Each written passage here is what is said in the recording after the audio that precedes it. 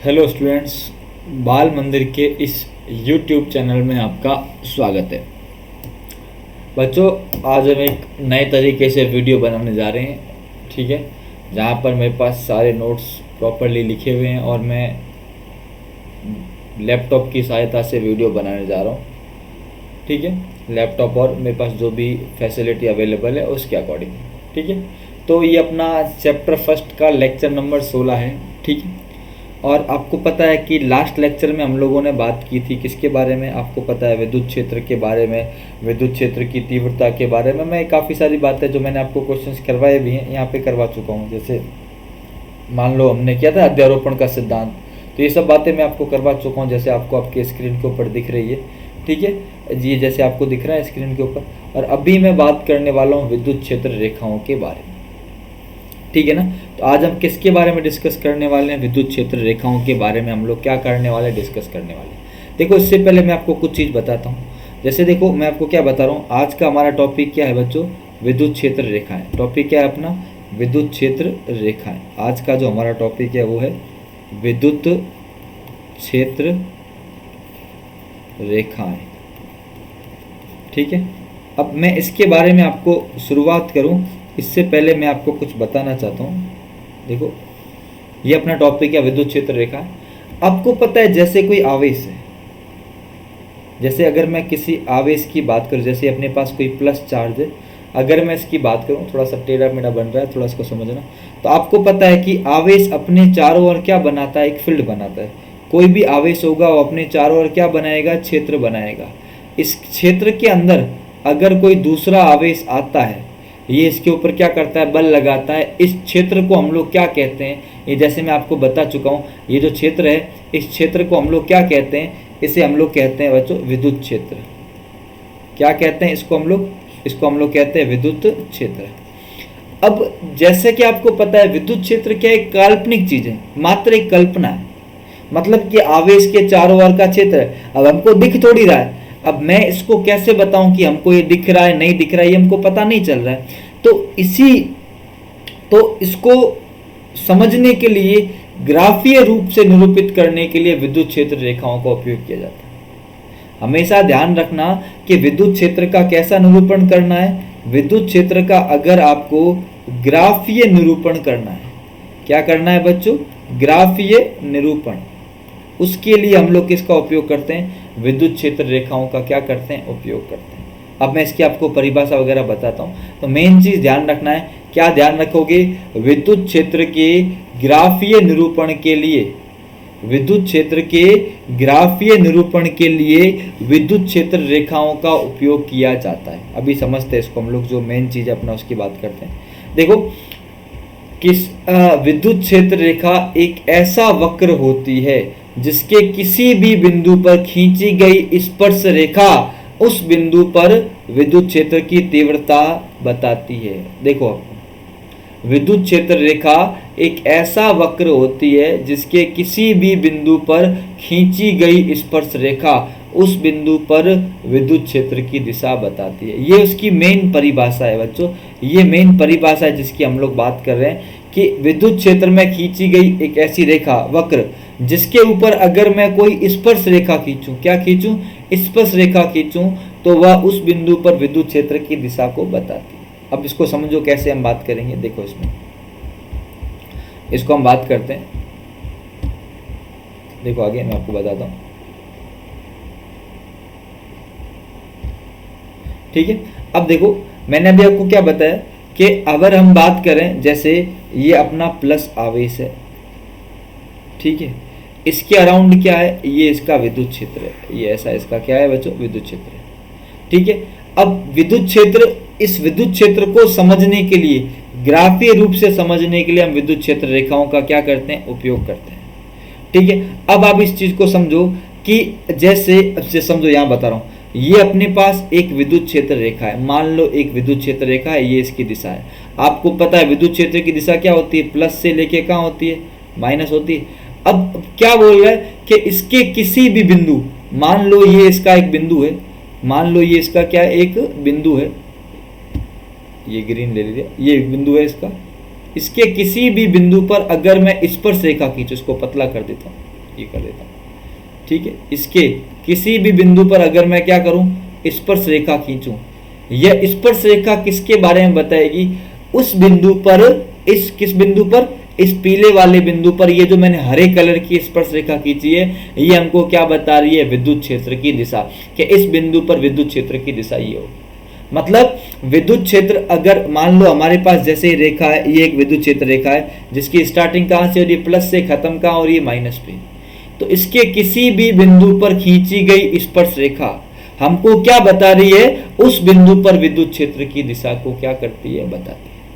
तो आपको मेरी बात समझ में आ गई होगी कि विद्युत क्षेत्र रेखा की अगर हम बात करें तो क्या होती है कि विद्युत क्षेत्र में किसी भी विद्युत, जैसे ये अपने को विद्युत क्षेत्र दिया ना, ये हमको क्या दिया हुआ, ये हमको दिया विद्युत क्षेत्र,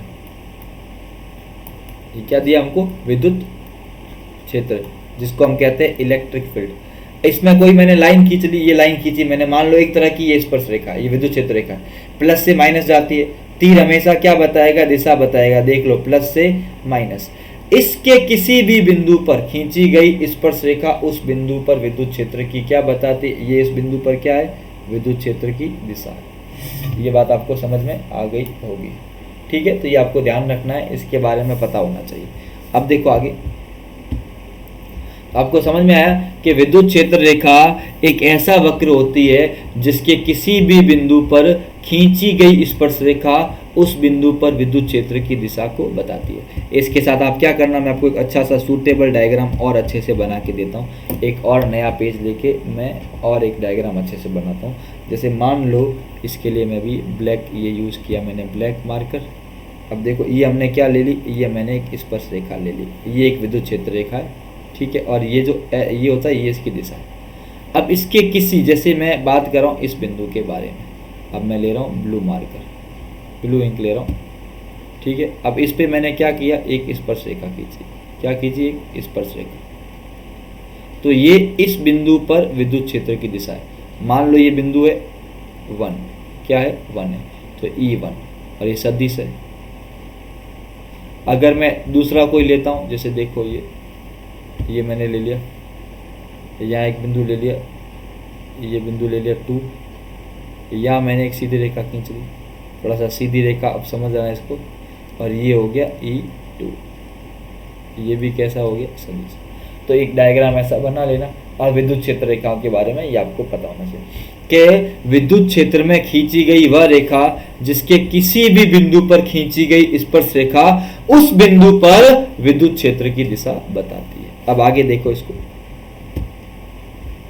देखो किसी स्थान पर विद्युत बल रेखाओं का घनत्व उस स्थान पर विद्युत क्षेत्र की तीव्रता के अनुपात में होता है, अर्थात बल रेखाएं जितनी सघन होगी वहां पर विद्युत क्षेत्र उतना ही प्रबल होगा। जैसे नीचे देखो, आपको बात समझ में आ रही होगी। जैसे ये अपने को, आप मेरा ये कर्सर देख रहे होगे, ये P1 पॉइंट है। P1 पॉइंट पर क्या है, P1 पॉइंट पर देखो रेखाएं पास पास है, और P2 क्षेत्र की बात करें रेखाएं दूर दूर है। तो इसका मतलब P1 पर कैसा क्षेत्र है, प्रबल क्षेत्र है, और P2 पे कैसा है, दुर्बल। मतलब सघनता जितनी ज्यादा होगी विद्युत क्षेत्र की तीव्रता उतनी ही क्या होगी, उस बिंदु पर क्या होगी, ज्यादा होगी। आपको ये बात समझ में आ रही होगी मेरी, कि सघनता जितनी ज्यादा होगी उस बिंदु पर विद्युत क्षेत्र की तीव्रता उतनी ही क्या होगी, ज्यादा होगी, विद्युत क्षेत्र उतना ही क्या होगा, प्रबल होगा। तो दो बातें समझ में आ गई आपको। पहली बात क्या समझ में आई कि विद्युत क्षेत्र रेखाएं एक ऐसा वक्र होती है जिसके किसी भी बिंदु पर खींची गई स्पर्श रेखा उस बिंदु पर विद्युत क्षेत्र की दिशा बताती है। और दूसरा, किसी स्थान पर विद्युत बल रेखाओं का घनत्व उस स्थान पर विद्युत क्षेत्र की तीव्रता के अनुपात में होता है, अर्थात बल रेखाएं जितनी सघन होगी विद्युत क्षेत्र उतना ही प्रबल होगा। अब इसकी विशेषताएं बताते हैं। हमेशा ध्यान रखना ये चीज़, यहाँ पर मैं पहली विशेषता के लिए आपको मैं वापस नोट पेड पे ले जाता हूँ। यहाँ पर मैं एक नया पेज ले लेता हूँ, न्यू पेज। हमेशा ध्यान रखना, जैसे अपना ये प्लस आवेश है, कौन सा आवेश है, प्लस आवेश, हमेशा धनावेश से कहाँ होगी, बाहर की ओर, और जैसे ये माइनस आवेश है और माइनस की ओर होगी। तो हमेशा ध्यान रखना कि आपको ये बात पता होनी चाहिए, धनावेश से बाहर निकलती है और ऋणावेश में क्या करती है, प्रवेश करती है। अगर मेरे पास ऐसा होता, एक आवेश होता प्लस, एक होता माइनस, हमेशा कहाँ जाएगी बच्चों, ये प्लस से लेके, कैसे प्लस से लेके माइनस, इसको ऐसा समझ लो, ये इस तरह से, ये वापस बना लेता हूँ, प्लस से स्टार्ट होगी, माइनस पे क्या होगी, खत्म होगी। तो धनावेश से प्रारंभ होती है और ऋणावेश पे क्या होती है, समाप्त होती है। देखो मैं पहले पॉइंट को डिस्कस करते हैं। सॉरी, विद्युत क्षेत्र रेखाएं सदैव धनावेश से प्रारंभ होकर ऋणावेश पर समाप्त होती है, ध्यान रखना। और यदि आवेश एकल है तो अनंत से आरंभ होगी या अनंत पर समाप्त होगी। देखो पहले वाले डायग्राम में आपको दिख रहा है प्लस से स्टार्ट होगी, तीर देखो माइनस पे क्या हो रहा है, खत्म हो रहा है, और इसमें खाली प्लस है खाली माइनस है। देखो मैं सबके डायग्राम अलग से आपको बना के दिखाता हूँ। देखो आप, मैं आपको एक और पेज लेके दिखाता हूँ, न्यू पेज। हाँ, जैसे मान लो मेरे पास, ब्लैक मार्कर ले लेता हूँ, ये मान लो मेरे पास खाली ये प्लस आवेश है, तो मैंने क्या बताया, बाहर की ओर जाएगी। देखना, ये मैं डायरेक्शन भी बताऊंगा, सबकी लूंगा, इस तरह से मैं इसको समझाऊंगा। देखो आप देखते जाओ,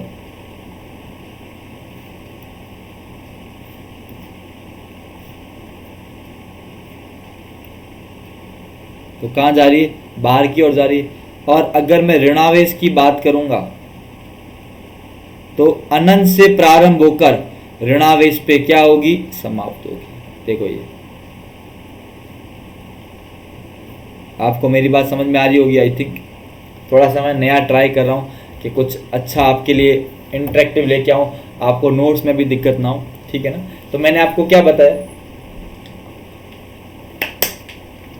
धनावेश से क्या हो रही है, प्रारंभ हो रही है और अनंत पे जाके समाप्त हो रही है, और ये अनंत से प्रारंभ हो रही है ऋणावेश पे। पर अगर एक और मैं दूसरा मार्कर लेके बताता हूँ आपको, ये यहाँ पर जैसे मेरे पास एक प्लस है और एक क्या है, माइनस है। इस केस में क्या होगा, तो मैं एक और मार्कर से बताता हूँ। तो ये क्या हो रहा है, प्लस से प्रारंभ हो रही है और माइनस पे क्या हो रही है, समाप्त हो रही है। ये मैंने रंगीन तरह से, ये थोड़ा रंगीन लेके आओ, जैसे ये यहाँ से स्टार्ट होगी, माइनस पे क्या होगी, समाप्त होगी। दिशा देखो, प्लस से माइनस, आप दिशा को देखते जाना। ये प्लस से स्टार्ट होगी, माइनस पे क्या हो गई, खत्म हो गई। प्लस से स्टार्ट हुई, माइनस पे क्या हो गई, खत्म हो गई। प्लस से स्टार्ट होगी, माइनस पे क्या हो गई, खत्म। इस तरह से यहाँ से ये 1, ये 2, ये 3, ये 4 और ये 5, इन सब की दिशा क्या होगी, बाहर की ओर।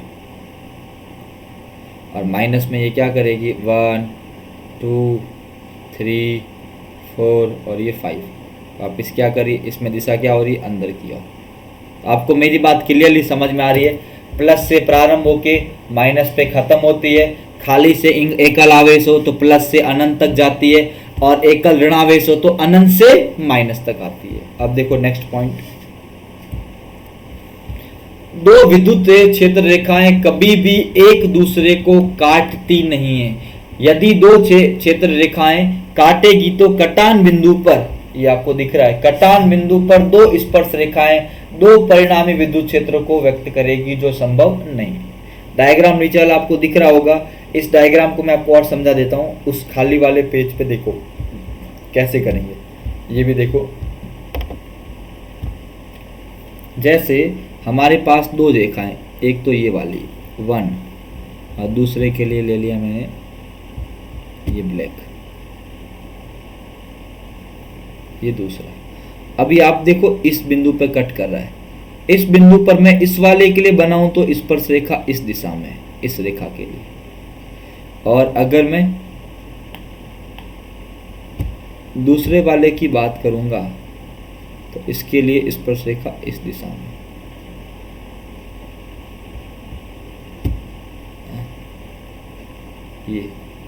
ये कौन सी है, E2 है और ये E1 है। बिंदु एक है, P बिंदु पर ही दो रेखाएं, एक E1 और एक E2, मतलब एक ही बिंदु पर विद्युत क्षेत्र की दो दिशाएं कभी भी संभव नहीं होगी।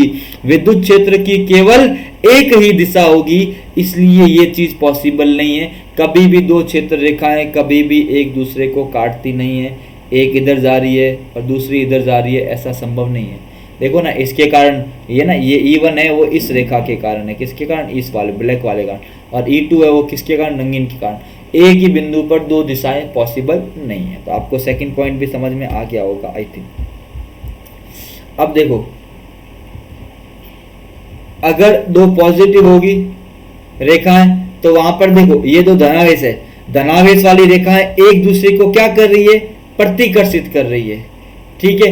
और एक प्लस माइनस है, ये रेखाएं एक दूसरे के पास आने की कोशिश कर रही है। देखो प्लस माइनस के लिए देखो रेखाएं क्या कर रही है, प्लस से माइनस एक दूसरे के नजदीक आने की कोशिश कर रही है। और यहाँ देखो एक ये रेखा जैसे जैसे आगे बढ़ रहे हैं एक दूसरे से कहाँ जा रही है, दूर जा रही है। तो ध्यान रखना कि दो समान आवेश है तो उसका समान आवेश हमेशा क्या करते हैं, प्रतिकर्षित करते हैं। तो प्रतिकर्षित करेंगे तो इनकी रेखाएं भी क्या करेगी, प्रतिकर्षित करेगी। और अगर विजातीय आवेश है वो आकर्षित करती है तो उनकी रेखाएं भी क्या करेगी, आकर्षित करेगी। देखो इसको मैं भी आगे आपको यहाँ पे दिखाता हूँ, देखो समझो मेरी बात को। जैसे मैंने एक पॉइंट ले लिया प्लस और एक ले लिया माइनस। इस केस में क्या, जैसे ये एक रेखा है तो ये रेखा इसके पास आने की कोशिश कर रही है, दोनों देखो आप देखो नजदीक आने की कोशिश कर रहे हैं, ठीक है ना। ये हमेशा ध्यान रखना, ये थोड़ा सा बन गया, टेढ़ा बन गया ये इधर। और अगर दोनों ही प्लस होंगे उस केस में क्या होगा, ये रेखा इधर जाके देखो दोनों जैसे जैसे पास आ रही है एक दूसरे से दूर जाने की कोशिश करती जा रही है। ये भी देखो और ये भी देखो, एक दूसरे से क्या जा रही है, दूर जा रही है। माइनस होगा तब भी ऐसा होगा। तो समान आवेश के कारण रेखाएं पास आती है, इसका मतलब एक दूसरे को आकर्षित, मतलब समान आवेश में दूर जा रही है, इसका मतलब समान आवेश क्या करते हैं, प्रतिकर्षित करते हैं। और असमान में क्या आ रही है, पास आ रही है। आगे देखो बच्चों, नेक्स्ट प्रॉपर्टी,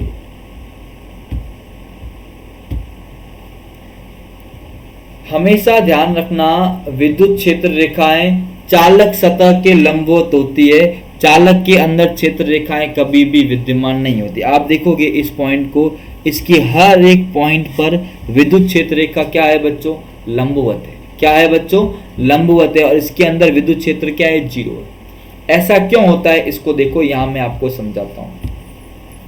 हमेशा ध्यान रखना, जैसे ये बंद चालक है, चालक के अंदर आवेश कभी भी नहीं होता है। तो आवेश नहीं होगा तो विद्युत क्षेत्र भी क्या होगा, जीरो। आवेश हमेशा कहाँ रहता है, उसके बाहर, चाहे प्लस दे चाहे माइनस दे, आवेश हमेशा चालक सतह के बाहर रहता है, कभी भी अंदर प्रवेश नहीं करता। हमेशा ये बात ध्यान रखनी है कि आवेश सदैव चालक सतह के बाहर रहता है, कभी भी अंदर उपस्थित नहीं होता। अब देखो यहाँ पर, जैसे मैं आपको विद्युत क्षेत्र रेखा की बात करूं, जैसे मैं अगर विद्युत क्षेत्र बना रहा हूं तो सदैव इस सतह के हमेशा क्या होगा, लंबवत, ऐसे लंबवत ही बाहर निकलेगा। ध्यान रखना इस तरह से, आप ऐसा कभी भी नहीं बनाओगे। ये बनाओगे ना, ये गलत हो जाएगा, क्योंकि ये लंबवत नहीं है, ये चीज है ना, ये गलत हो जाएगी।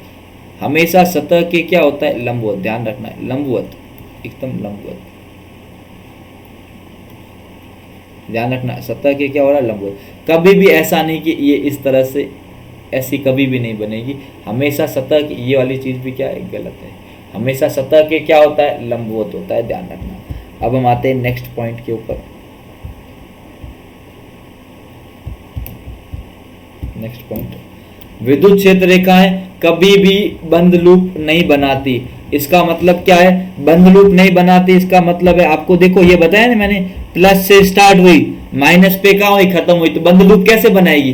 पर जैसे अगर मैं बात करूं चुंबकीय क्षेत्र रेखाओं के बारे में, जैसे आपको मैं बताता हूं, जैसे ये चुंबक होता है ना, चुंबक में क्या होती है, क्षेत्र रेखा यहाँ से स्टार्ट होके यहाँ वापस आके यहाँ बंद होती है, ये एक बंद लूप बनाती है। ये कैसी रेखा है, ये चुंबकीय क्षेत्र रेखा है। कैसी रेखा है, चुंबकीय। जबकि विद्युत क्षेत्र में क्या है, प्लस से स्टार्ट हो रही है और माइनस पे क्या हो रही है, खत्म हो रही है। तो डिफरेंस होता है, ध्यान रखना इसमें कि प्लस से स्टार्ट हो रही है, माइनस पे क्या हो रही है, खत्म हो रही है। जबकि यहाँ पर देखो ये पूरा बंद लूप बनाती है। तो ध्यान रखना, विद्युत क्षेत्र रेखाएं कभी भी बंद लूप नहीं बनाती, ठीक है। और ये आप देखो समांतर, ये देखो एक समान विद्युत क्षेत्र होगा तो हमेशा इस तरह की रेखाएं बनेगी, ध्यान रखना। अगर एक समान विद्युत क्षेत्र होगा, मैं आपको बना के देखता हूँ, ये जो रेखा है ना, ये वाले, ये 1 2, ये कैसा विद्युत क्षेत्र है, समान विद्युत क्षेत्र होता है, ध्यान रखना, हमेशा ध्यान रखना। इसके हर एक पॉइंट पर विद्युत क्षेत्र का मान क्या होता है, समान होता है। ऐसा विद्युत क्षेत्र क्या कहलाता है, एक समान विद्युत क्षेत्र। और कुछ बातें इसमें और ध्यान रखनी है। वो क्या ध्यान रखनी है, जैसे एक और पॉइंट लिख लेता हूँ कि ये हमेशा जो रेखाएं होती है वो कैसी होती है, काल्पनिक। कैसी रेखाएं होती है, काल्पनिक, और ये वक्र के रूप में होती है। कभी भी इसमें कोई त्रिकोण नहीं होगा, ये हमेशा हाथ वक्र के रूप में। जब भी आप रेखाएं बनाओगे कैसे रूप में, वक्र के रूप में, और काल्पनिक होती है। कैसी होती है, काल्पनिक और वक्र के रूप में होती है। हमेशा ध्यान रखना कि विद्युत क्षेत्र रेखाएं काल्पनिक होती है, वक्र के रूप में होती है, ये बात ध्यान रखनी है। प्लस से स्टार्ट होकर माइनस पे क्या होती है, खत्म होती है। हमेशा ये बात ध्यान रखनी है, ठीक है। और जितनी ज्यादा पास होगी वहां उनकी सघनता उतनी ही क्या होगी, ज्यादा होगी, ठीक है। तो ये सारी बातें आपको देखो, यहाँ पे देखो वापस एक बार इस पूरी चीज़ को मैं आपको बता देता हूँ कि हमने क्या क्या इस चीज़ को डिस्कस किया। तो सबसे पहले मैंने आपको बताया था कि विद्युत क्षेत्र रेखाएं क्या होती है, एक ऐसा वक्र होती है जिसके किसी भी बिंदु पर खींची गई स्पर्श रेखा उस बिंदु पर विद्युत क्षेत्र की तीव्रता को बताती है। क्या करती है, उस बिंदु पर विद्युत क्षेत्र की तीव्रता को क्या करती है, बताती है, ठीक है। और किसी स्थान पर विद्युत क्षेत्र रेखाओं का घनत्व उस स्थान पर विद्युत क्षेत्र की तीव्रता के अनुपात में होता है, ठीक है। जितनी पास पास होगी विद्युत क्षेत्र ज़्यादा होगा। और बाकी सारी बातें धनावेश से प्रारंभ होती है, ऋणावेश पर समाप्त होती है, ये सब बातें मैं आपको बता चुका हूँ। तो ये बातें आपको क्या करनी है, ध्यान रखनी है, ठीक है। अगला टॉपिक मैं आपके लेने वाला हूँ विद्युत द्विध्रुव और विद्युत द्विध्रुव आघूर्ण। तो बच्चों आई होप आपको ये वीडियो समझ में आया होगा। मैंने कुछ नया ट्राई किया है, ठीक है। तो उम्मीद है कि आप लोगों को ये सारी बात अच्छे से समझ में आ गई होगी। ध्यान रखना, यहाँ पर लास्ट एक पॉइंट देखो, आपको यहाँ पर देखो समान विद्युत क्षेत्र है तो Ex बराबर क्या है, Ey। और यहाँ पर देखो ये पास पास है तो Ex का मान Ey से क्या है, ज़्यादा है। तो ठीक है ना, ये और डिस्कस करेंगे। तो आई थिंक आपको समझ में आ गया होगा, मेरी नई कोशिश है, ठीक है। तो अगर आपको वीडियो पसंद आए तो इसको लाइक करें, शेयर करें, चैनल को क्या करना है, सब्सक्राइब करना है, ठीक है बच्चों। जितना ज़्यादा आप हम इन चैनल्स को शेयर करेंगे उतना ज़्यादा आपके लिए अच्छे अच्छे वीडियोज़ हम लोग क्या करेंगे, बनाएंगे, ठीक है। तो आई थिंक आपको ये चीज़ समझ में आई होगी, मेरी नई कोशिश आपको अच्छी लगेगी। तो अगर आपको अच्छी लगे तो वीडियो को लाइक करें। तो नेक्स्ट टाइम मैं इससे और भी ज़्यादा बेटर करने की कोशिश करूँगा, चीज़ों को और ज़्यादा इंटरेक्टिव करूँगा, कुछ वीडियोज़ ला के आपको चीज़ों को क्या करूँगा, समझाऊँगा, ठीक है। तो आज के लिए इतना ही, मिलते हैं अगली क्लास के अंदर। थैंक यू सो मच बच्चों, थैंक यू।